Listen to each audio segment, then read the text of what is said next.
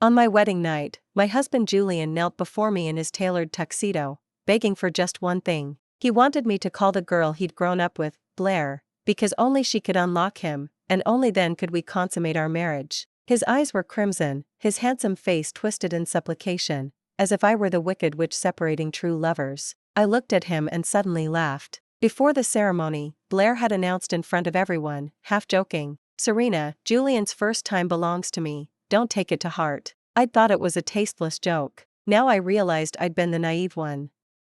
"Serena, please, just this once, after tonight I'll do everything you say." Julian knelt on our $1 million matrimonial bed, clutching my hand so hard I thought my bones would snap.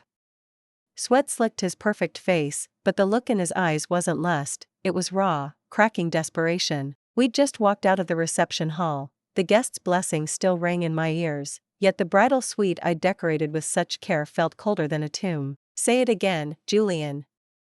I wrenched free, voice low and arctic. He missed the danger, lunging for the lifeline instead. "Serena, call Blair, she has a way, she can help me unlock." "You know I'm nervous.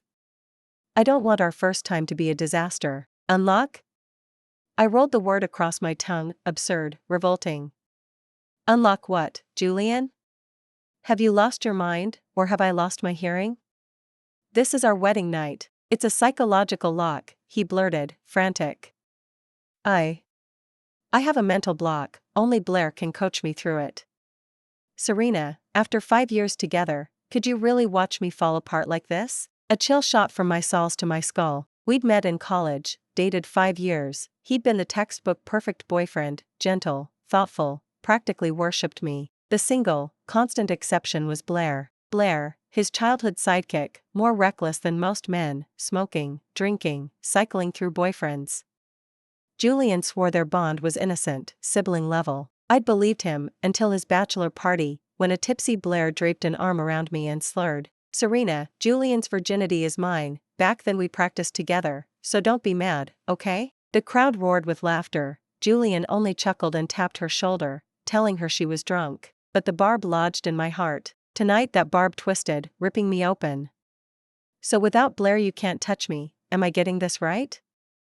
I enunciated, staring him down. Julian averted his gaze, lips quivering, and finally whimpered, "Serena, it's not what you think, just help me, please." "Help him?" I shook with rage, snatched the crystal flute off the nightstand, ready to dash the wine in his sculpted face. Before I could move, the doorbell sliced through the suite. Julian lit up like a saved sinner, scrambled off the bed, and flung the door wide. "Blair, thank God you're here." She leaned in the doorway, black leather catsuit, crimson lips, a slim cigarette glowing between her fingers. Without looking at Julian, she blew a deliberate smoke ring at his face, then trained her eyes on me, predatory, triumphant. "Ah, missing me already?" Julian bobbed his head like an obedient hound. "Please, Blair, I can't do this without you." Only then did she saunter in, tossing her gloves onto the console, surveying the scarlet double happiness cutouts and the roses I'd chosen with such care, a sneer tugging her lips. "Serena, can't even handle your own husband on your big night?" She stopped inches from me, looking down that perfect nose. I sat on the bed in silk that cost more than most people's rent, feeling the sting of every stitch. "Blair, this is my room, my wedding night, get out." I fought to keep my voice level, my trembling fingers betrayed me. "My room?" She laughed, pivoted toward Julian. "Tell her, Julian, whose name is on the deed?" He flushed scarlet, then white. "Blair, don't what?" Her tone iced over. "Who dragged you to every open house? Who picked the furniture palette? All Serena did was show up with a suitcase. Even the ring you knelt with, I chose it. Without me, what exactly are you?" Each sentence was a step forward, driving me back. "Finished?" I straightened, shorter yet refusing to cower. "Then get out." Her eyes narrowed to slits. "You heard me, out." I matched her stare. "Whosever money bought it, the deed now reads both our names. I'm the legal mistress of this house, and I want you gone." I pivoted toward the man still quivering at the foot of the bed. "Your choice, Julian, throw her out now, or pack up and leave with her." Silence crystallized. Julian gaped, stunned that docile Serena could draw a line this sharp. Blair recovered first, chuckled, and patted his cheek like a prized pet. Well, husband grows a spine. Pick, Julian, wifey or me? She tossed him the grenade, certain he'd hand it back to me. Sweat beaded on his brow. When anxious he always twisted the wedding band, the one Blair had selected. A handful of seconds stretched into a lifetime. Finally he lifted his gaze, voice ragged. Serena, stop making a scene, let Blair help, just this once. My heart plunged through the floorboards. Fine. I nodded, smile dazzling. Since you need her so badly, I'll oblige. I strode to the door, yanked it wide, and gestured grandly. Bed's yours, I'll close the door behind you. Happy nuptials, to both of you. With that, I slammed the bridal suite door shut, locking the two of them inside, and walked away. I didn't walk away. I leaned against the icy corridor wall and listened. First came Julian's yelp, then Blair's snarled curses, then the frantic pounding on the door. Serena! Open up! Have you lost your mind? Julian's voice cracked with panic. Psycho! Serena, unlock this door. That was Blair, still arrogant. I sneered, pulled out my phone, and opened the family WhatsApp group that held every Vance relative, including his face-saving parents. I inhaled, typed, and hit send. Uncle, auntie, and everyone, sorry to text so late. Julian and I hit a tiny snag tonight. He needs special help finishing our wedding night, so he invited his best buddy Blair into the bridal suite. I figured the moment was worth sharing, so I'm giving them privacy to bond. Good night. The chat exploded the second the message delivered. Dozens of unread bubbles danced, but I muted the thread without reading a word. Next I rang the front desk. Hello, this is Serena in 1808. Two strangers forced their way in, locked me out, and I think they're thieves. Please send security right away. Thank you. Only then did the stone on my chest shift a fraction. Within minutes the hotel's guard and manager arrived, staring at me, still in my silk robe, with stunned pity. The thumping continued. Julian had moved from shouting to begging. Serena, I was wrong, open up. What will people think? I looked at the manager and shrugged, all innocence. You hear them? They're threatening me. I'm terrified. The manager, a reasonable man in his 40s, motioned for security to swipe the master key. When the lock clicked I stepped back 2 paces, gifting the staff front row seats. Julian stood half-dressed in the doorway, Blair perched on the bed, scowling, a half-smoked cigarette between her fingers. The scene oozed sleaze. Riley, Ellis, what is? The manager's jaw hung. Julian's face drained white. He never dreamed I'd blow it this wide. Blair, calmer, stubbed the cigarette, rose, and straightened her leather jacket. Her glance at me dripped venom. Serena, you're ruthless. Compliment accepted. I'm still an amateur next to you. Julian's phone erupted. He answered with shaking hands, his father's roar carried down the corridor. Julian, you animal. Look what you posted in the family chat. You and that Blair, home, now. His knees buckled. He hung up, dazed. It's over, all of it. Even Blair's composure cracked.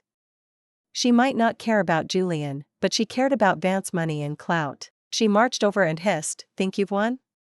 Julian can't live without me, ever. Yanking the shell-shocked Julian, she bolted past the gawking staff. Watching them flee gave me no victory buzz, only leaden exhaustion. I re-entered the wrecked bridal suite, air still fouled by cheap perfume and smoke. I lifted our wedding photo from the nightstand, Julian's gentle smile, my glowing cheeks, obscene now. I smashed the frame against the floor. The glass shatter sounded like a funeral bell for my lost 20s. I woke the next morning in a fresh hotel room. Missed calls and unread texts crowded the screen. Julian, his parents, gossip-hungry cousins.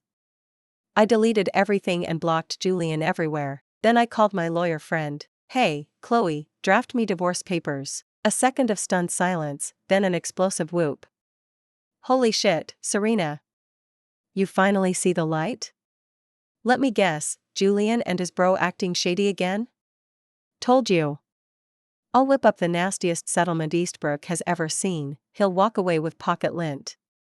When I hung up, a boulder rolled off my heart. Divorce was the only road left. I wanted 0 threads tying me to either of them. That afternoon I swung by the marriage home to collect my things. The place was empty, yet Blair's black leather gloves still littered the entry like a flag planted on conquered soil. I snapped on disposable gloves, pinched the offending pair, and dropped them into the trash. While packing I noticed a locked drawer in Julian's study, always overlooked, now screaming suspicion. I fetched a screwdriver and popped it open. No love letters, no trinkets, only a worn flash drive and a tiny velvet box. Inside the box sat an unusual men's stud, a single black diamond.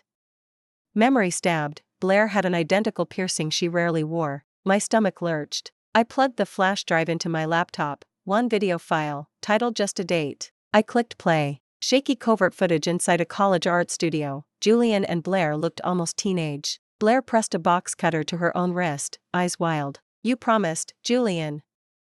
You'd obey me forever. Now you want to backtrack for Serena? Julian knelt, tears streaming. Blair, please, I'm scared. I really love Serena. Can't we just be friends? Friends? She laughed. I fixed your life, faked depression so your parents wouldn't ship you overseas, knelt to the dean to wipe your record, and you say friends?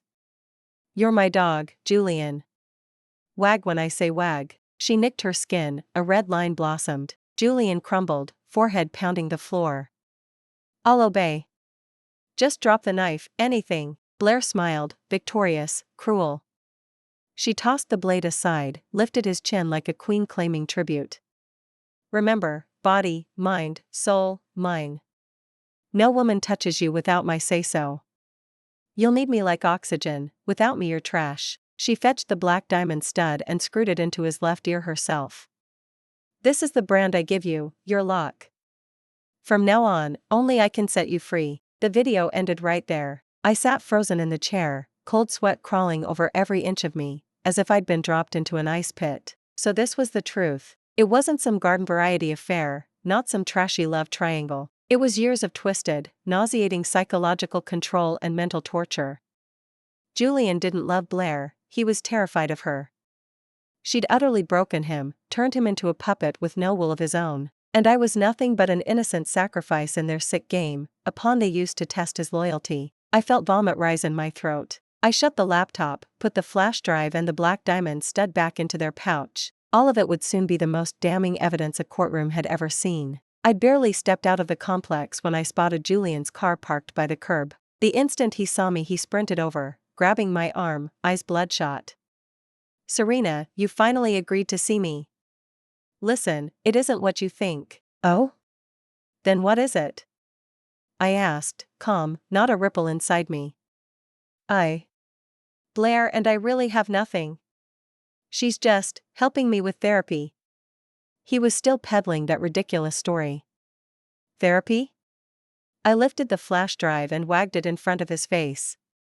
The kind where she holds a knife to you and calls you her dog? The moment Julian saw the drive, every trace of color left his face, as if he'd seen a ghost. How do you have that? His voice shook, terror pooling in his eyes. What's wrong? Afraid I watched you on your knees begging. I jerked my arm free and stepped back, putting space between us. Julian, you're pathetic. No. That's not, Serena, he shrieked, lunging at me like a man possessed. Give it to me. Hand it over, now. I'd expected it. I sidestepped easily. He crashed to the pavement, sprawling. Right then a flashy red convertible pulled up. The window slid down, revealing Blair's impeccably made-up face. She removed her sunglasses and glanced at Julian on the ground, no pity in her eyes, only disgust. Useless. She stepped out, 10-centimeter heels clicking, and walked straight up to me. Give me the item. Name your price. As always, straight to the point. And if my price is to watch the two of you crash and burn in broad daylight? Blair's expression darkened. Serena, don't push your luck. You think one lousy clip can bury me? Naive. Take the money and vanish while you still can. Money? I laughed. Do I look like I'm short of cash? What I'm short on is justice. Justice? She tossed her head as if I'd told the century's best joke. In this city, I, Blair, am justice. She snapped her fingers, two black-suited bodyguards climbed out and closed in on me. last chance, hand over the drive. Threat laced every syllable. I tightened my grip, mind racing. A straight fight? I'd lose for sure. I let alarm flash across my face. What are you doing? Broad daylight robbery? Blair liked my sense of reality. She lifted her chin. Go ahead, call the cops, and see whether they believe you or Lockwood's legal battalion. Just as the guard's hand reached me, I hurled the flash drive across the road with everything I had. Want it? Fetch.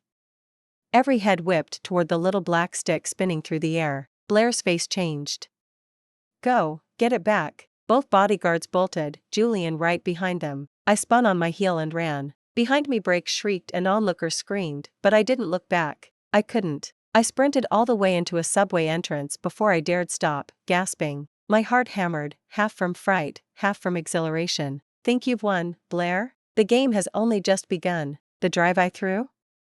Empty. The real footage had been uploaded to a secure cloud folder and encrypted to my lawyer the instant I found it. The next few days passed in eerie calm. Neither Julian nor Blair showed. It was as if they'd evaporated. But I knew this was only the hush before the typhoon. Chloe told me both the Vance and Lockwood clans were pulling strings to bury the scandal, hiring top attorneys to accuse me of fabricating evidence and extortion. Serena, are you scared? She asked over the phone. I was. I'm not anymore. I meant it. The moment I chose to tear off the mask, I had nothing left to lose. Good, she said, excitement crackling in her voice. Because I prepared a little gift that'll make sure they never forget this lesson. Cameron, our scheduled divorce day. I reached City Hall to find Julian waiting alone.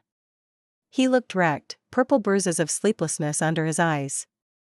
The once sparkling air now resembled a rooster stripped of every feather. His lips parted when he saw me, but no words came. He simply held out the divorce papers. I skimmed them and froze. He voluntarily surrendered every scrap of joint property, including the bridal suite and both cars, and offered an extra $5 million settlement, essentially signing away everything. What's this about? I stared. It's what I owe you. He hung his head, voice hoarse. Serena, I'm sorry. For the first time I heard those 3 words from him. Too late. I don't need charity. I produced my own agreement. We'll follow the law. I only want what's fair. He lifted bloodshot eyes, voice cracking. You think I'm trash, don't you? Pathetic? I stayed silent. He kept talking, as if confessing to himself more than to me. Since we were kids, everyone said I should thank Blair. She fought my battles, covered my truancy, helped me chase girls. People swore without her there'd be no Julian today. But no one knew how desperately I wanted rid of her. A self-loathing smile twisted his mouth. I thought once we married, it'd end. Thought you could save me. I was wrong. I'm nothing but a waste. He grew more frantic, clutching his hair, collapsing into a squat. I looked at him and felt no pity, only a hollow ache. A man mentally shackled for over a decade has long since lost the strength to free himself. Just then Blair arrived. Still every inch the queen, she strode over in stilettos, kicked Julian's shoulder. Pathetic wretch, stand up. Stop that sniveling. Like a dog zapped by electricity, he jumped to his feet, eyes on the ground, afraid to meet her gaze. Satisfied, Blair turned to me and lifted her phone. You want justice, Serena? Fine, let me give you some. She tapped play and held the screen in my face. The clip showed that day on the street, Julian sprinting after the fake drive, then a motorcycle running the red light smashing straight into him. The footage was bloody. Julian's leg bent at a grotesque angle. That leg's ruined, Blair said lightly, as though she were talking about someone else. The doctors said he'll limp for life. Are you satisfied with the result? I stared at the man bleeding on the pavement in the clip, then at the unharmed Julian in front of me, and in that instant I understood. A trap. A ruse that used Julian's self-inflicted agony to force my surrender. Blair, you're insane. I met her eyes, enunciating each syllable. Compliment accepted. She smirked, her arrogance absolute. Now let's discuss terms. Sign the contract, take the money, and disappear.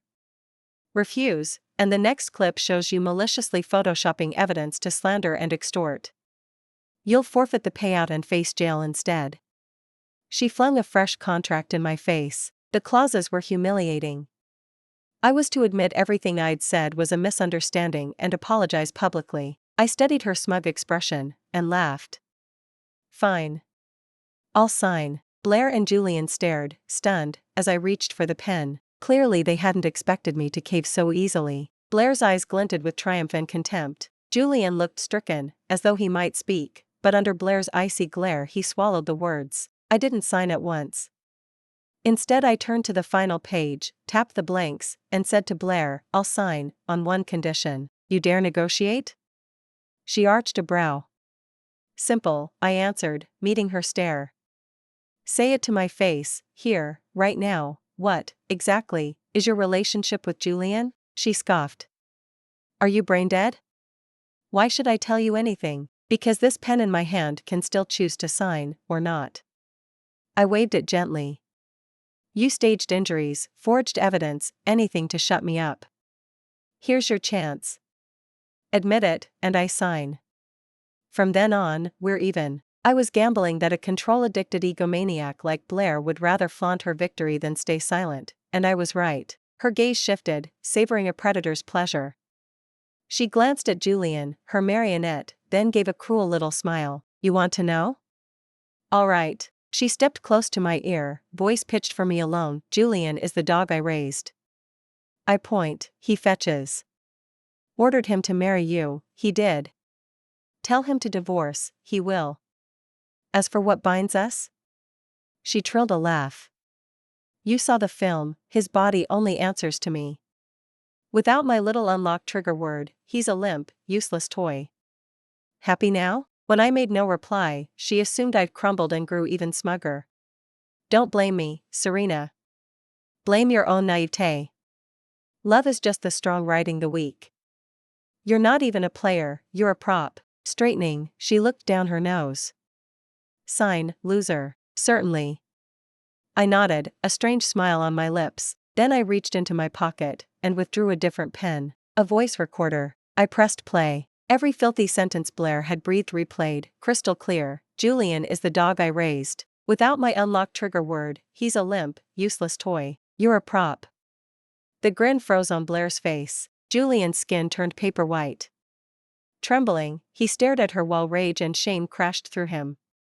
You set me up? Blair's shriek spiraled. Call it payback. I pocketed the recorder and shredded her contract. You like games? My turn. As the words left me, a pack of reporters burst through the city hall doors, lenses bristling like shark fins. The strobes popped, dazzling. Morgan, did you really keep Riley as a dog? Riley, any comment on Morgan calling you impotent? How long has this twisted relationship gone on? Do the families know? The question sliced deeper and lower. Blair panicked, she'd never faced such wolves. She tried to drag Julian away, but they hemmed her in. Hearing that taunt, impotent, Julian snapped. Arg! With an animal roar he lunged, clamping his hands around Blair's throat and slamming her to the wall. You bitch. You ruined me.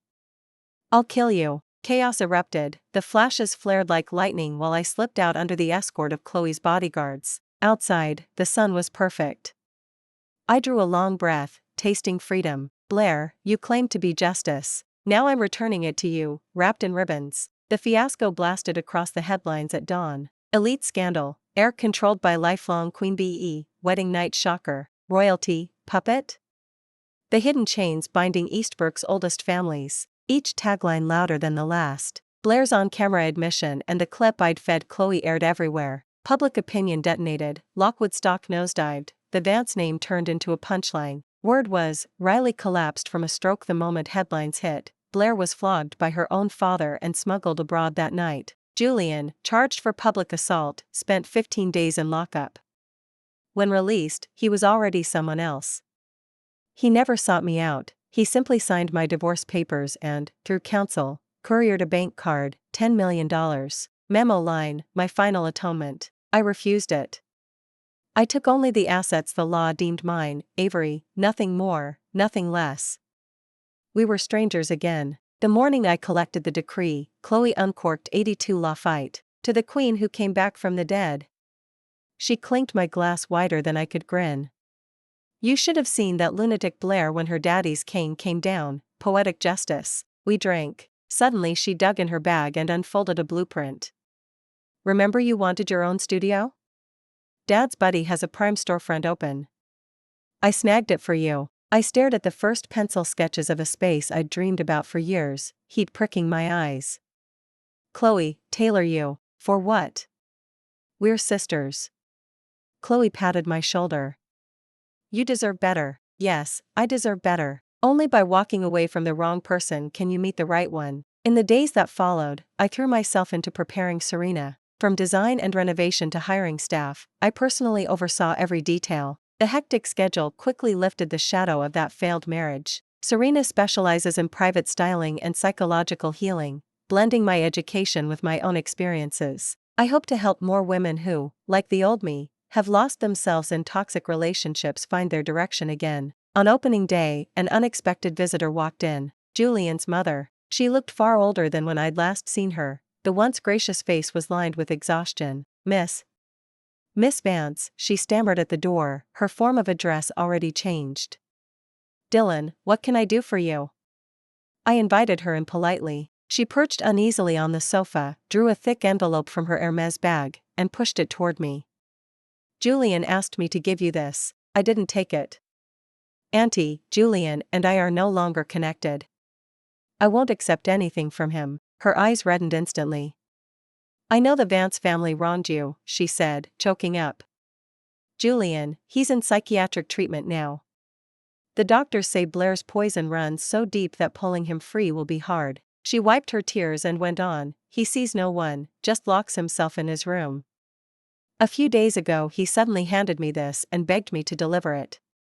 He says it holds Blair's real secret. Blair's secret? My heart gave a violent leap. In the end I took the envelope. Quinn, I opened it. Inside was not cash but a thick stack of documents and a handwritten letter from Julian. The letter began, belatedly, with I'm sorry. He wrote that he knew his crimes were unforgivable and asked for no pardon. He was giving me these materials only so I could see what Blair truly was, a way to close the account on his own guilt. I set the letter down and began reading the files. The further I went, the colder my blood ran. They recorded in detail how Blair, starting in college, had been trained by a clandestine psychology society. The organization specializes in mental suggestion, emotional manipulation, and trauma implantation to gain psychic control of targeted individuals for illicit profit. They codename it Jordan PUA. Julian was Blair's first and most successful project. The papers spelled out, step by step, how she destroyed Julian's confidence, seeded self-doubt, then recast herself as his sole savior, forging a pathological dependence. That self-harm farce in the studio had been only one tactic among many. Her endgame was never Julian himself but the Vance family's vast fortune. The plan, after our wedding ceremony she would force a divorce, manipulate Julian into surrendering the bulk of the estate to me out of guilt, then siphon the assets from me through various schemes. What she never expected was that I would refuse her script and choose the most radical option, exposing everything, wrecking her entire blueprint. The section that made my scalp tingle came last, a list. More than a dozen names of prominent young heirs in the city, each followed by completed, in progress, or potential. Julian's name was there, marked completed, which meant victims like him were legion. Blair and the cabal behind her are feeding like parasites on Eastbrook's elite. My hands shook with rage as I held the papers. This was no mere moral lapse, it was crime. Without hesitation I photocopied everything and dialed 911. This time I would demand justice not only for myself but for every victim still in the dark. The police moved fast. Using my evidence, they traced the trail and smashed the illegal ring hiding behind a psychological consultation center. The ringleaders and core operatives were all arrested. Blair, already abroad, was placed on the international wanted list. The net of heaven is wide, none escape its mesh. The law she faces will be harsh. The case detonated a public outcry. Many people first learned that PUA tactics could be so vicious. Serena, unexpectedly, went viral. Clients streamed in, some for styling, more for therapy. Many had stories mirroring my own, manipulated, diminished, PUA'd, stripped of identity. I use my training and experience to counsel and empower them. Whenever I watch confidence rekindle in their eyes and see their long-lost smiles return, satisfaction floods me. Helping others truly heals oneself. Half a year later, while I was busy at Serena, Chloe burst in. Serena. Breaking news, Blair's been caught overseas. I froze, then smiled. What goes around comes around. Apparently another trust fund kid she controlled had powerful family ties. They yanked her out into the open, Chloe rattled on.